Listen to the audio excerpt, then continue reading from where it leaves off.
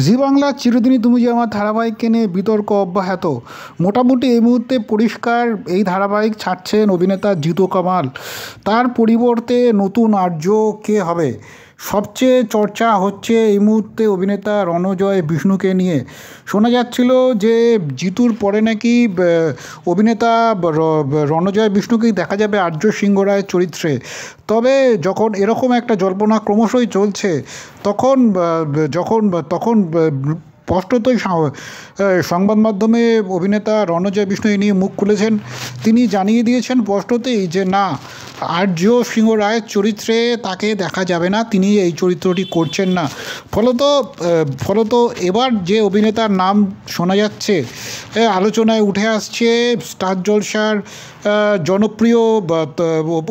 জনপ্রিয় ধারাবাহিক কথাতে সম্প্রতি দেখা গেছে এভির চরিত্রে, অর্থাৎ বাংলা টেলিভিশন তথা টলিউডের অত্যন্ত পরিচিত মুখ অভিনেতা সাহেব ভট্টাচার্যের নাম।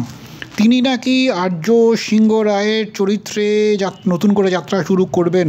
কিন্তু এই মুহূর্তে এটাও একটা গুঞ্জন বলেই মনে করা হচ্ছে। সম্প্রতি সংবাদ মাধ্যমের তরফে তার সঙ্গে যোগাযোগ করা হলে এই বিষয় নিয়ে মুখ খুলতে চাননি সাহেব ভট্টাচার্য। সব মিলিয়ে পরিস্থিতি আরও জটিল হয়েছে। এই মুহূর্তে যেটা জানা যাচ্ছে, অভিনেতা জিতু কামাল যখন যে এই গুঞ্জন চলছে যে এই ধারাবাহিক ছেড়ে দিচ্ছেন আর্য সিংহ রায়ের চরিত্রে, এখনও পর্যন্ত কোনো রকম এনওসি তিনি জমা দেননি।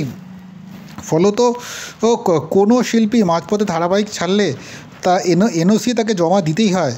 তাই এটি না হওয়া পর্যন্ত পরবর্তী যে অভিনেতা, অর্থাৎ পরবর্তী আর্য সিংহ রায় কে হবেন, সেটা ঠিক করা সম্ভব নয় এবং সেটা চূড়ান্ত হওয়া এবং সেটা ঘোষণা করা সম্ভব নয়। ফলত শেষ পর্যন্ত আর্য সিংহ রায়ের চরিত্রে কে অভিনয় করবেন ক্রমশ কৌতূহল বাড়ছে। তবে মোটামুটি আর্য চরিত্রে দর্শক জিতু কামালকে দেখে ভালোবাসা উজাড় করে দিয়েছিলেন এই চরিত্রের প্রতি।